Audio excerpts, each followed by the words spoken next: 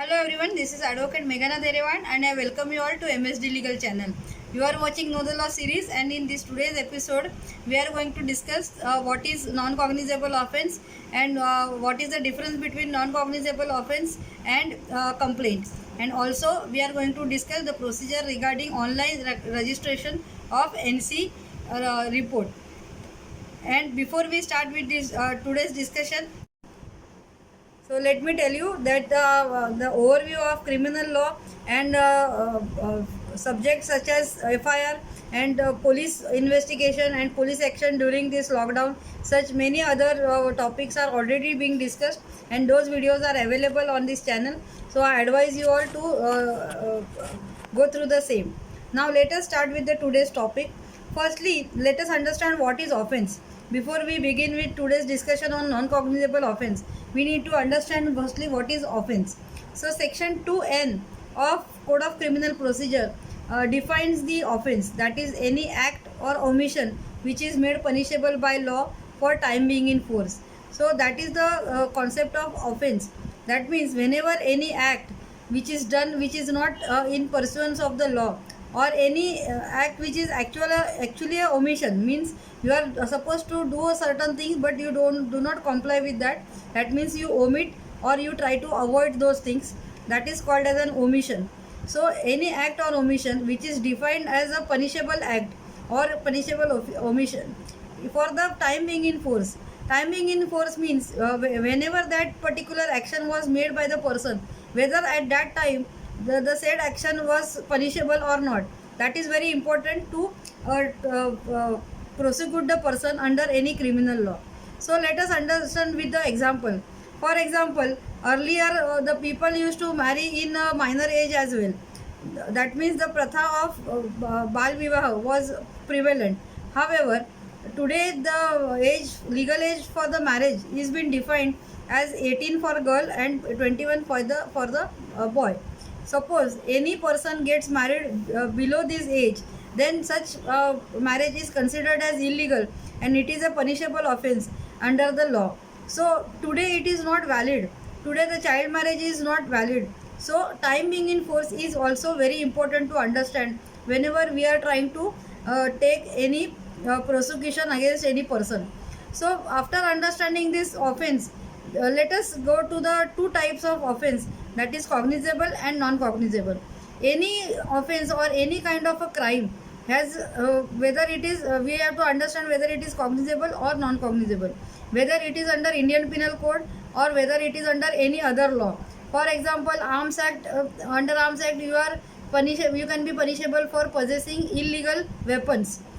For example, under NDPS Act, a person can be punished for taking narcotic drugs or any kind of this drugs which are not acceptable or which is considered as a punishable offense. So the offense can be made under a person can be made liable under any of the criminal law. However, we have to understand whether it is a cognizable offense or non-cognizable offense. So non-cognizable offense is given in section 2L and cognizable offense is given in section 2C of Code of Criminal Procedure. So let us understand the definitions of both. Where the offense is such nature where police can arrest the accused without warrant, that is considered as cognizable offense. As the definition goes, the offense are very serious where police does not require any kind of a warrant and they can directly arrest the person or the wrongdoer under section 41 of CRPC. Now we have to consider that after the person is arrested, he is investigated as per section 154, which is nothing but FIR, which is first information report, and the procedure is given as per the section 144 of FIR, on which I have already made a separate video and it is available on this channel, and I will link this in given iCard above. So just have a look for the better understanding of the same. Now let us come to section 2L, that is non-cognizable offense. These offences are comparatively less serious and police officers have no authority to arrest the accused or the wrongdoer without warrant. That means he needs a permission of the court and the warrant is supposed to be issued by court, and then only he can investigate such non-cognizable offense. So this is the broad definitions as per the Code of Criminal Procedure. Now, as I have told you, in case of cognizable offence, the investigation happens as per section 154. Similarly, in case of non-cognizable offence, the investigation happens as per section 155 of CRPC. Now, let us come to the part of registration of NC. So NC can be registered through online portal of police. So for Mumbai, it is a mumbaipolice.gov.in. On this website, you have the online web form which is available to record and register your NC, in which you have to select a respective police station. Then you have to give the details of the complainant. That means your own details. That is your name, address, telephone number, email ID. Then you have to give the incident report.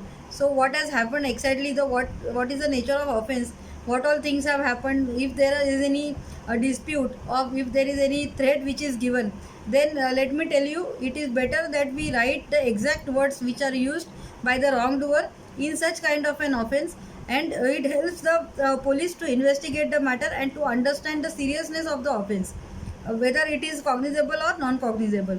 So let us move forward. Also, you can also give the media file which can be attached along with this NC report through online portal. So this media file can be any call record, or you can have some pictures, photographs, or you can have videos which is recorded by you to bring this offense into a evidence as such. So all those things, or you can have some write up which is photographed by you, and you have to give it to the police for the investigation purpose. So you can attach any media file along with the same, and it is submitted to the respective police station. Now whenever it is received to a police station, that police will go through the contents of the NC report, and then he will register that in a NC register with the serial number. Now if it is serious, then he may call the person himself, or he can do the oral inquiry over telephone, or so as he may deem fit. So it is recorded in NC register, and then you are given the copy of NC report, which contains the main thing, which is NC serial number, the name of the police station where it is recorded, the date of NC, time of NC.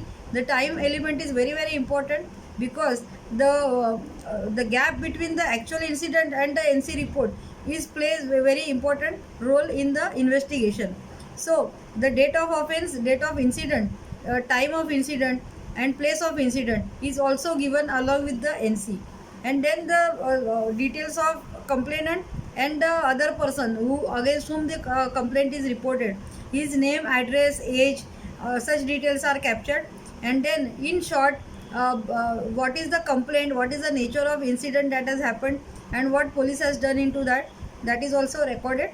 And if there are any witnesses, the signatures are obtained and the copy is given to the complainant.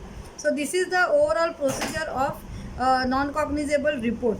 Now we must understand that lot of people try to avoid the police action and they try to go to police station.